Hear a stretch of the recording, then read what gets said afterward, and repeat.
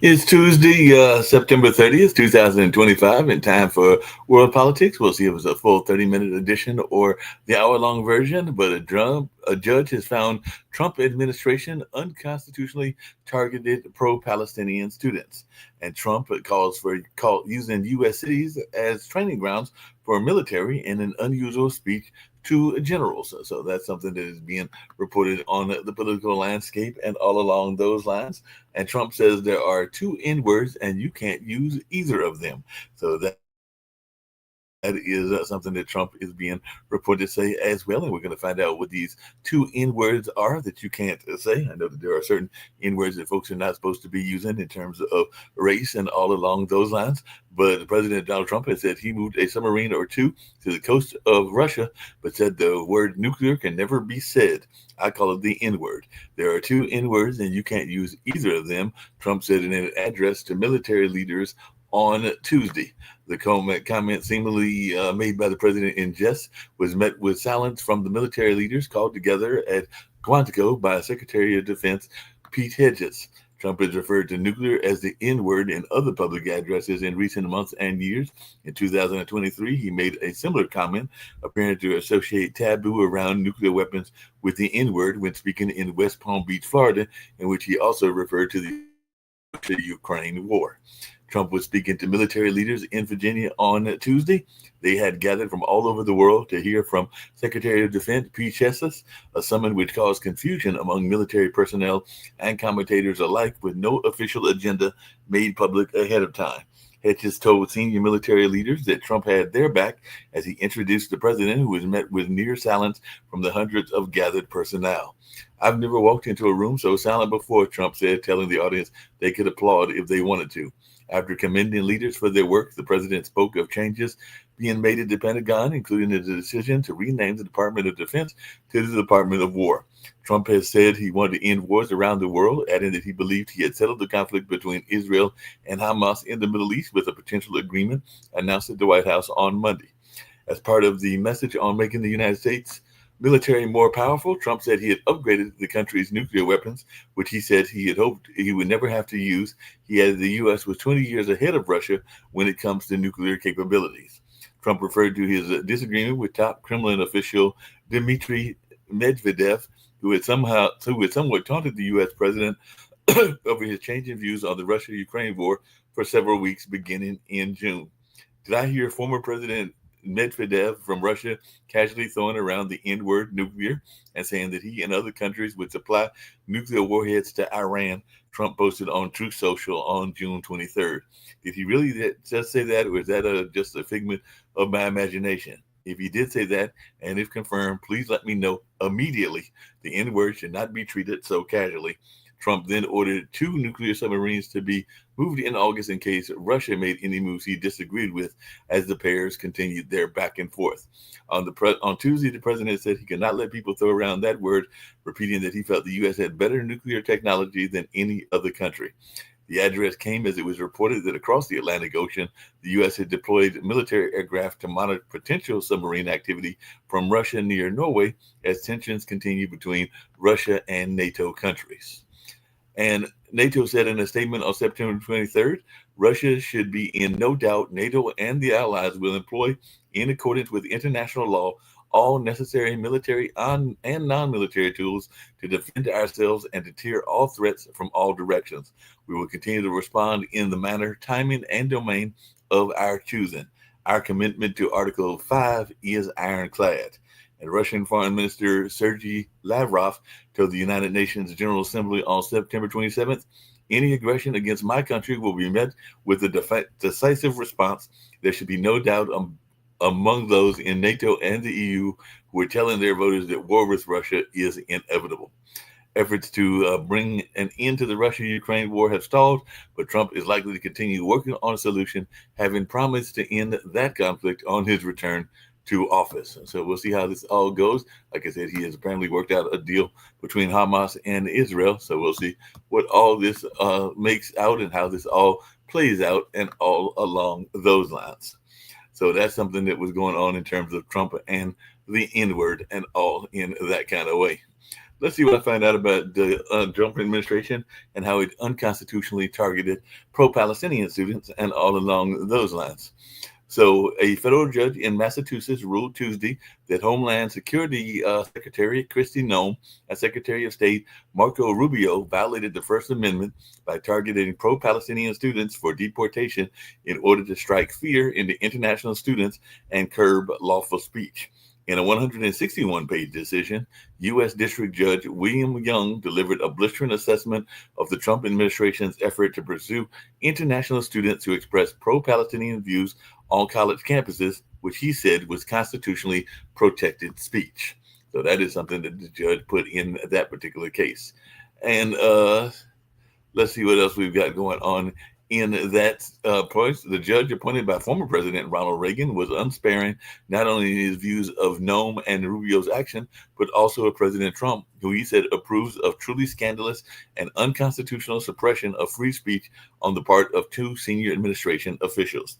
The president's palpable misunderstanding that the government simply cannot seek retribution for speech he disdains poses a great threat to America's freedom of speech, he wrote. Of Noem and Rubio, as well as other administration officials, Young wrote that they acted in concert to misuse the sweeping power of their respective offices to target non-citizen pro-Palestinians for deportation, primarily on account of their First Amendment protected political speech, and did so through targeted deportation proceedings aimed at pro-Palestinian student activists across the country, which continues unconstitutionally to chill freedom of speech to this day. In response to Young's decision, Tommy Pickett, a spokesperson for the State Department, said the United States is under no obligation to allow foreign aliens to come to our country, commit acts of anti-American, pro-terrorist, and anti-Semitic hate, or incite violence. We will continue to revoke the visas of those who put the safety of our citizens at risk. The judge issued his decision after holding a 9-day trial that examined whether the administration had violated the free speech rights of academic associations that sued the Trump administration for arrest, detentions, and deportations of foreign students and faculty who participated in pro-Palestinian demonstrations. Young praised the witnesses who testified on behalf of the government, saying of them that they were decent, credible, dedicated, nonpartisan professionals, true patriots who, in order to do their duty, have been weaponized by their highest superiors to reach foregone conclusions for most ignoble ends.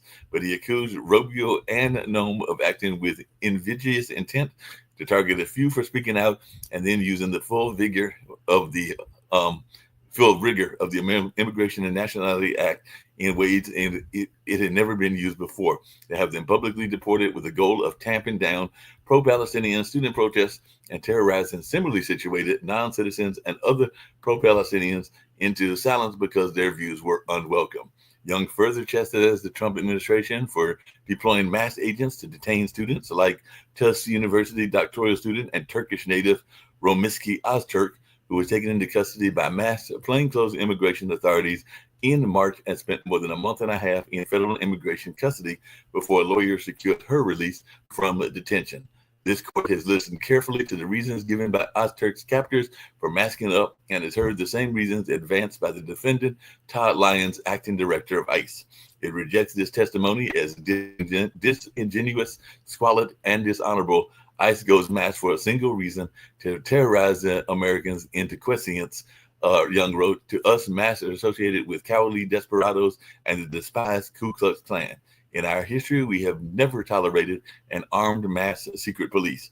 The judge also responded to a threat sent to his chambers, put in the anonymous threat and his response at the top of the opinion, an unusual, rare move. Trump has pardons and tanks. What do you have, says the postcard dated June 19th and written by hand. Young responds that alone, I have nothing but my sense of duty. Together, we, the people of the United States, you and me, have our magnificent Constitution, he writes before delivering his opinion in the case. At the end of his opinion, Young again wrote to the person who sent the anonymous threat, I hope you found this helpful. Thanks for writing. It shows you care. You should, Young wrote. Judge then invited the anonymous sender to visit the court to watch a proceeding. So he actually invited him to come. While Young concluded that Noem and Rubio unconstitutionally chilled the free speech rights of pro-Palestinian students by targeting them for deportation, he ended his decision with a searing rebuke of President Trump and the changes to the executive branch he has ushered in since returning to the White House in January.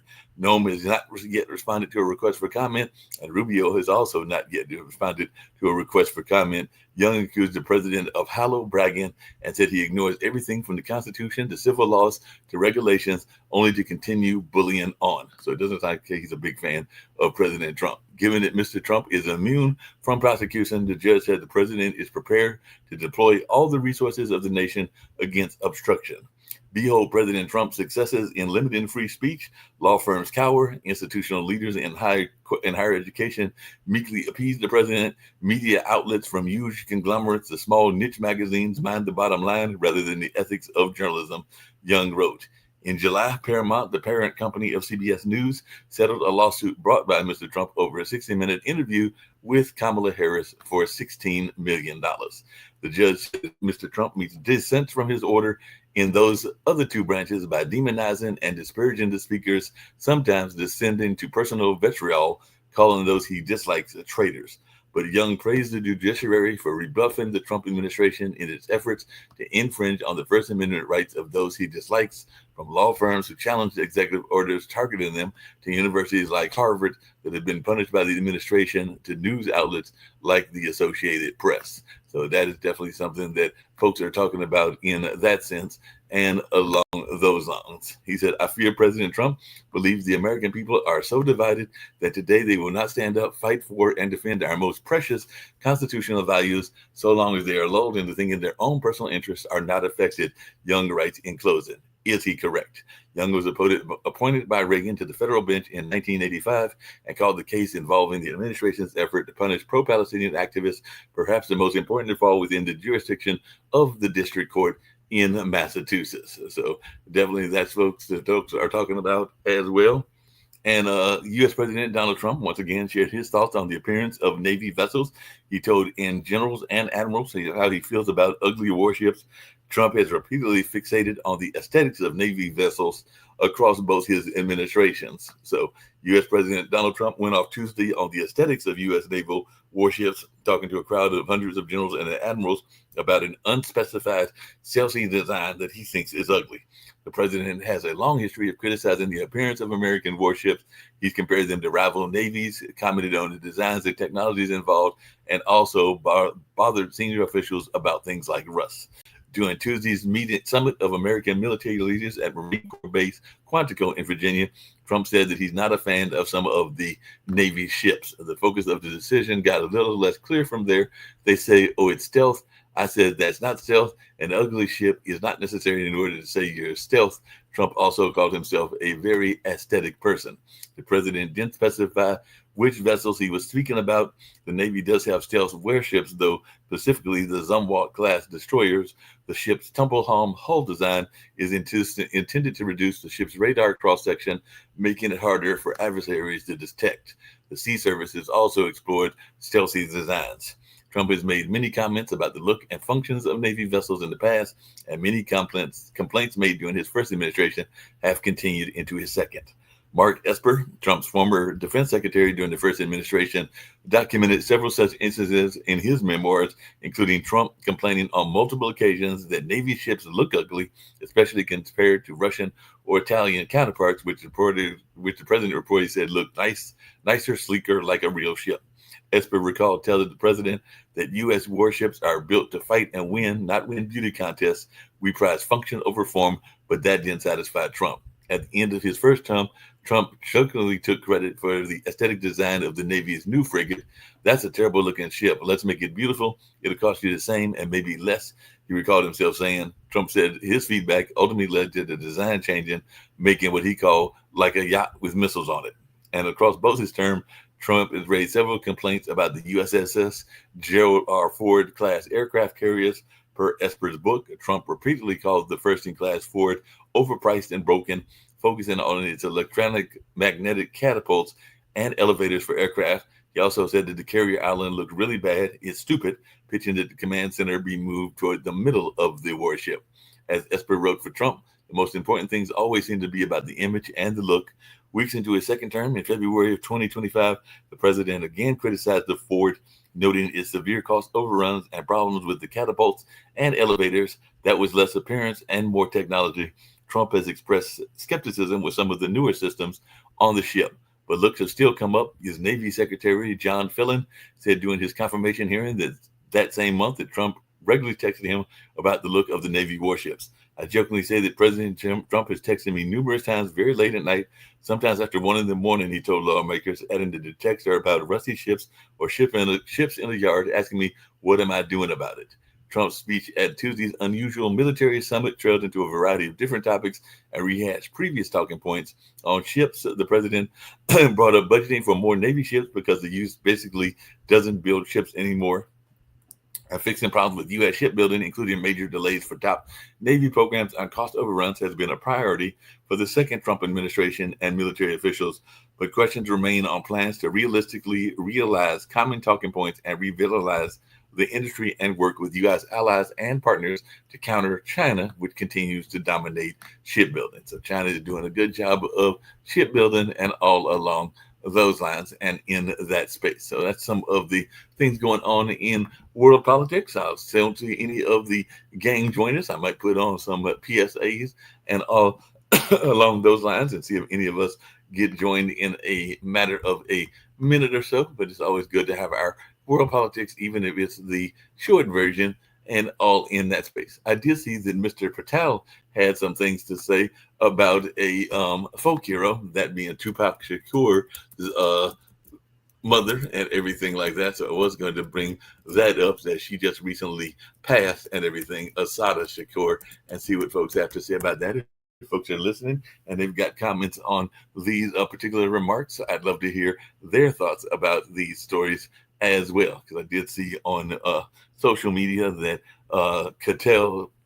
Kash Patel slammed Assata Shakur's mourners and said that they were spitting on the badge of cops everywhere. And I also saw some people that were criticizing that as well. As a matter of fact, The Root actually did a good article of condemning some of the things that Kash Patel was saying and all along those lines, because a lot of people were saying that she was an advocate for Puerto Rican independence, that she had been in exile in Cuba for a number of years, and she had been accused of killing a police officer. Even there are some folks that says that particular incident did not happen and that she was innocent of those charges. And like I said, it was the mother of the legendary rapper who passed in a rival kind of battle between him and another rapper and everything like that. But many people know of the history around Tupac Shakur. And actually, that wasn't the mother. I think that was the godmother, if I remember correctly, is what Assata Shakur is, and all in that space. But a lot of people have been talking about that particular case, and folks have definitely been talking about that as well. As a matter of fact, FBI Director Kash Patel calls Assata Shakur a terrorist after her death, and African Americans have interest and thoughts on the matter, is what The Root was saying. So while the Black community was honoring the life of Assata Shakur, former Black Panther and member of the Black Liberation Army, FBI Director Kash Patel went out of his way to slam anyone remembering her positively, and now Black Twitter is dragging him for the remarks that he made and all along those lines. She died at the age of 78, decades after she fled the U.S. to Cuba. Despite being a convicted killer and at the top of the FBI's most wanted list, Shakur was revered by many as a radical thinker and pro-Black advocate. Thousands of tributes flooded the internet after news of her death, but it's Patel's reactions that's making major headlines. The FBI director took to X to condemn Shakur, first calling her by her birth name, Joanne Chesimard. Didn't fight for justice. As Patel begins, she murdered New Jersey State Trooper Werner Forster in cold blood, then fled to Cuba to escape accountability. The FBI never stopped calling her what she was, a terrorist. So that's what he had written in that space and everything like that. But Patel turned his attack on folks honoring the former Black Panther, mourning her as spitting on the badge and the blood of every cop who gave their life in service, he wrote. But unexpectedly, many African Americans took offense to Patel's remarks. Malachi Robbins 20 on Twitter said, "Shut the F up, respectively. You have no idea what you're talking about, clown ass boy." And that's definitely just one of the remarks that was put out there. So we can't mourn her, but y'all want us to mourn Kirk, a blatant racist? Yeah, no, is what Duff Juice 30 tweeted. We told you after the assassination of far-right podcaster Charlie Kirk that MAGA promised to go after all of his left-leaning critics. Many online took issues with folks like Patel supporting Kirk while denouncing Shakur. At B1, Tucker Carlson wrote, "Morning, Charlie Kirk is spitting on the work of every civil rights activist who gave their life for freedom. She was convicted by a jury made up of racist white people for a crime she didn't commit," is what Samoth12 tweeted. "Cops kill people in cold blood all the effing time. Fuck the badge and class traitor cops," is what that particular person wrote, and everything like that. So Shakur was convicted of first-degree murder after a deadly 1973 shootout on the New Jersey Turnpike. She had been sentenced to life behind bars before escaping from prison in 1979, PBS reported. It wasn't until 1984 that the radical leader resurfaced in Cuba. Although she sought political asylum in the country for decades under U.S. law, Shakur was still considered a fugitive. And many folks like Thrifted View took to social media arguing that Shakur's legacy shouldn't be celebrated. Assata Shakur didn't spearhead or contribute to any lasting social justice reform. He said on TikTok, "Have we forgotten what accessory to a crime means?" And all along that kind of way. So like I said, there's been some interesting remarks that have been put out there and all along those lines in regards to this person that was definitely involved in a lot of things. Another user, Bonnet Business, said on TikTok, "To keep it a buck, I'm not too sad about Assata Shakur's passing." She added, "What the hell did you actually do for us black people?" The user went on to call out the Black Panther Party for doing nothing for the black community except helping to provide the WIC programs, which guarantees food stamps. Shakur's daughter, Kakaya Shakur, confirmed news of her mother's passing on Facebook at approximately 1:15 p.m. on September 25th. "My mother, Assata Shakur, took her last earthly breath. Words can describe the depth of loss that I am feeling at this time," she wrote, and all along those lines. And like I said, she was related to the rapper Tupac Shakur as well. So that is something that folks are talking about. And like I said, there was a lot of conversations going back and forth as that was Tupac Shakur's godmother and all along those lines. So lots going on in that space and a lot's taking place around the world, in the world of I think this would be more like one of those 30-minute world politics, but let's just hear a little word of another great legend and all along those lines, if I can find it and get it played and all in that space. So we're going to hear a little bit of different folks and everything like that. So let's hear from this person that we've shown before about Black history, this being Barbara Sizemore.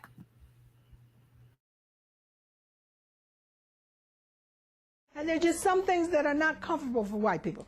They're not comfortable for them to talk about the possibility that Africans were here before the Europeans.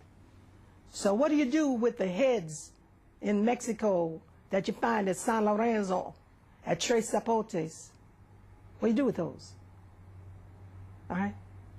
You ignore them. What do you do with Columbus's diary that says the Africans know a way to the west, but it goes around the doldrums, we would never survive? What do you do with that? You ignore it. What do you do with Balboa's diary that says we came upon this African village in the isthmus? How did these Africans get here? What do you do with that? You ignore it. Why? To preserve the myth that the Europeans were here first. What do you do with all of this written literature and history that says that Abubakar II of Mali sent 200 ships to the west? One came back and said they were afraid that the others disappeared. And then to have Balboa find this village that looks just like Mali, where he was, what do you do with this information? You ignore it. You ignore it. Why? To preserve the myth of white superiority. That's what our whole educational process is devoted to. What do you do with this whole history. This is a written history, my dear. Written. I'm not talking about hearsay. I'm not talking about a griot said this. I'm not talking about something handed down from one generation to the other through voice. I'm talking about written history of the Egyptians. What do you do with this? You ignore it.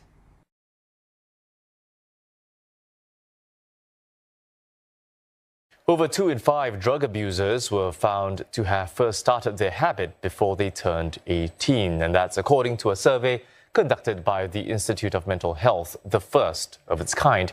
Now, it involves more than 6,000 respondents. Let's take a look at some other findings. Well, more than half of the respondents cited cannabis as the first illicit drug consumed, and this is followed by what is commonly known as ecstasy.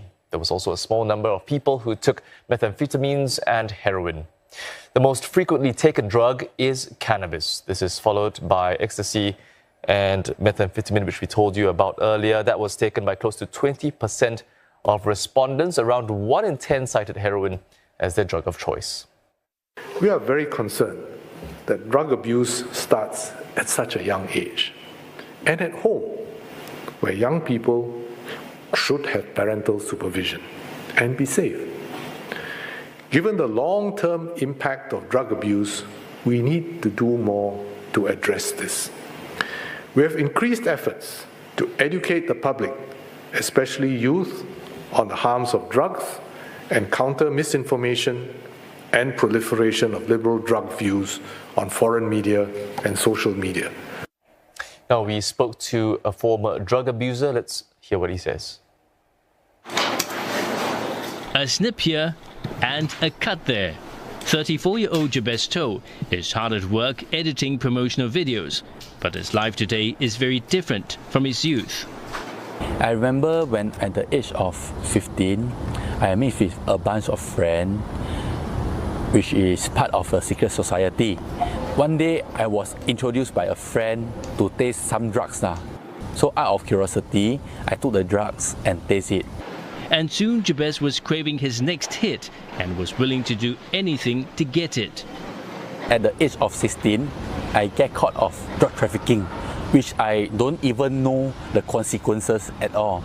So to earn money, to satisfy my craving of drugs, because I need the money to buy drugs also. So I go and sell and earn some profit. After multiple stints in and out of prison, Jabez was eventually able to get clean from drugs with the help of the halfway house where he's currently working.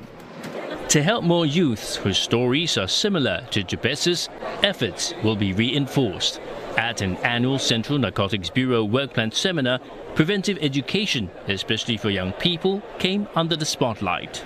The youth must be taught to recognize misinformation when they see it. Getting into even a soft drug, so-called soft drug, which is, say, cannabis is thought to be, can also be very harmful because it does permanent physical and mental damage to your health, and also it can act as a gateway drug, which will then allow people to graduate on to other more potent substances. And as such, the event also included information on anti-drug advocacy and an exhibition on cannabis and its harmful effects.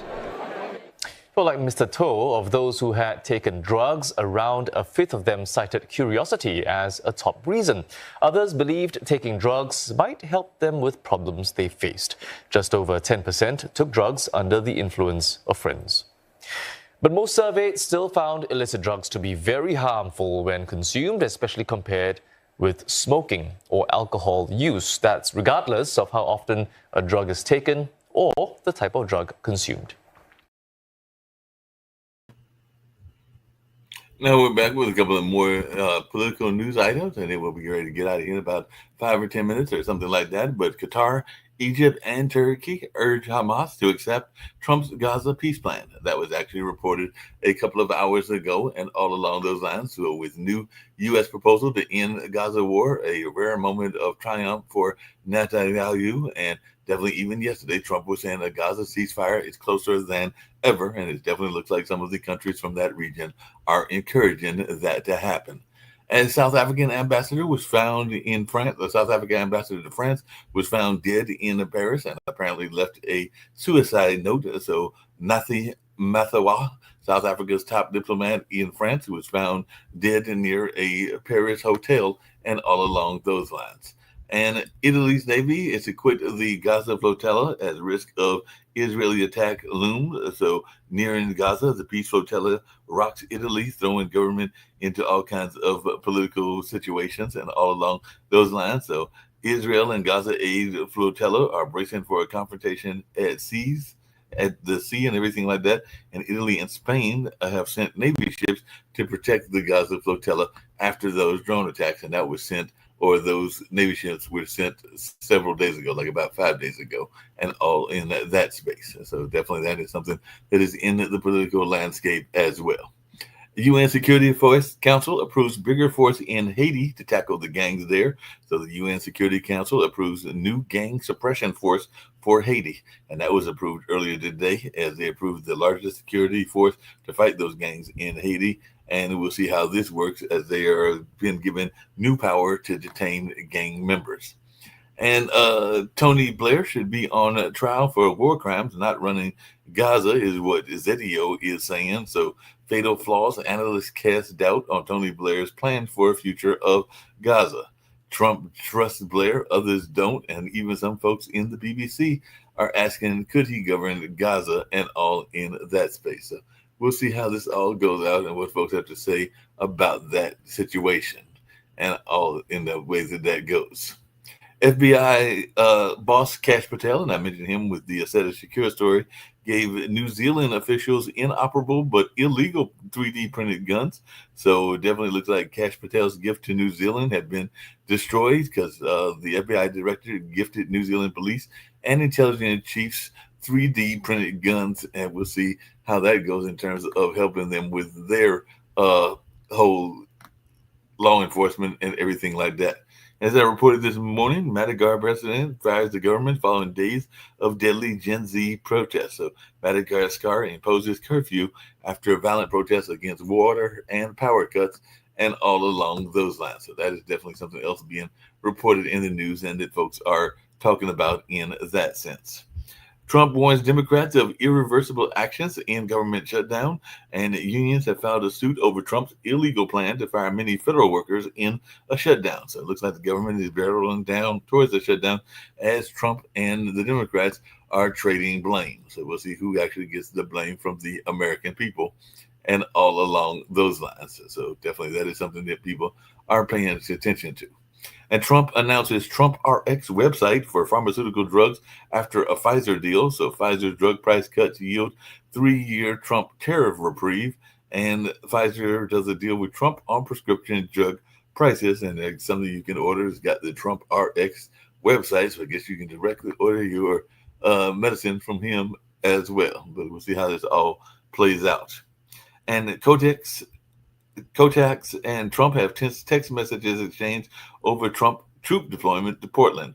So Senate Democrats are urging Trump to stay away from Portland after troop deployments in that area.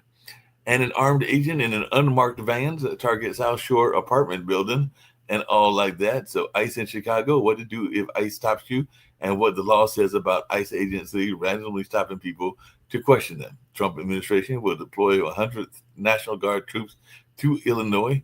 And Illinois governor says troops could be deployed to Chicago as immigration agents patrol the downtown in that area. And HUD website blames a looming shutdown on the radical left. So HUD is blaming the radical left for the government shutdown on that agencies. And that's not just HUD, but other multiple federal agencies are blaming the radical left and the Democrats for the shutdowns as well. So then we'll see how this all plays out. And of course, now in the race for the New York mayor, since Adams has dropped out, we've now got Zoran Mamdani, Andrew Cuomo, and Curtis Silva as the main candidates. Zoran, I think, is a socialist candidate and everything, and is running on the Democratic ticket. And Curtis Silva, who was with the Guardian Angels, is a Republican, and Andrew Cuomo is running as an independent. So Zoran Mamdani and Andrew Cuomo escalate their attacks after Eric Adams exit the New York City mayoral race. And Louisiana's governor is asking for the National Guard deployment to New Orleans and other cities. So this governor wants National Guard troops deployed in Louisiana. Louisiana's governor is asking for National Guard deployment to New Orleans. Governor Landry has requested the activation of the Louisiana National Guard throughout his state. And a second detainee died after Dallas ICE facility shooting. A second detainee, a father of four, dies after a gunman opened fire at an ICE office in Dallas. And the second victim dies following a shooting at the Texas immigration facility. So lots going on in these spaces and all along those lines. And California's newly signed AI law just gave Big Tech exactly what he wanted. So it looks like California's Governor Newsom has signed a major AI safety law and everything, how this all plays out.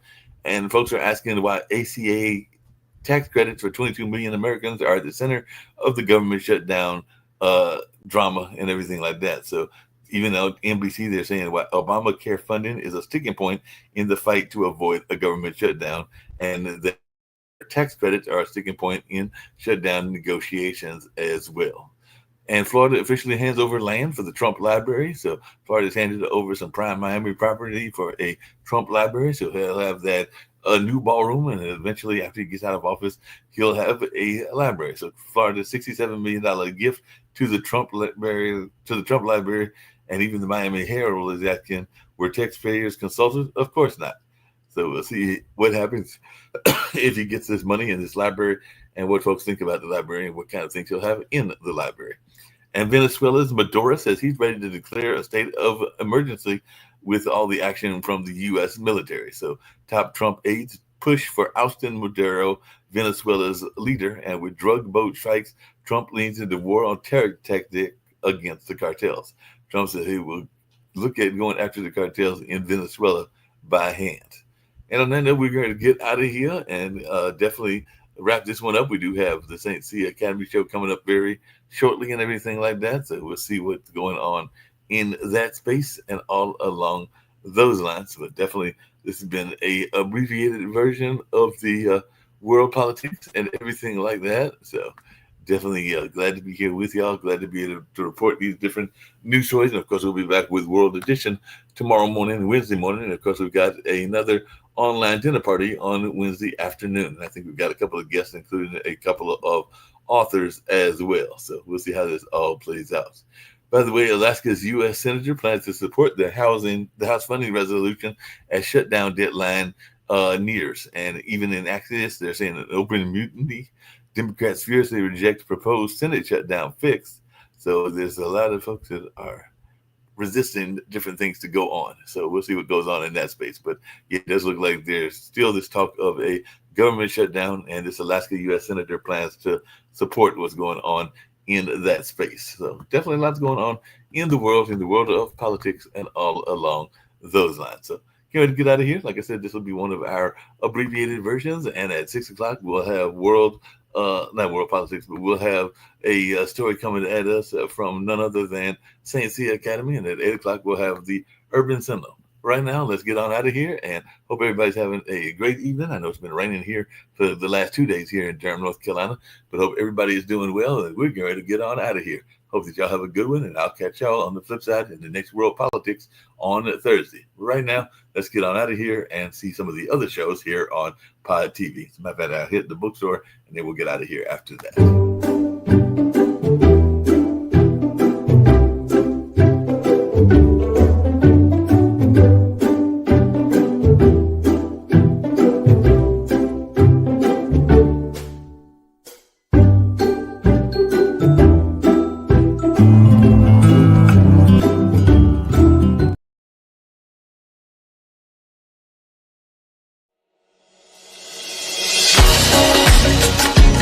Give me love.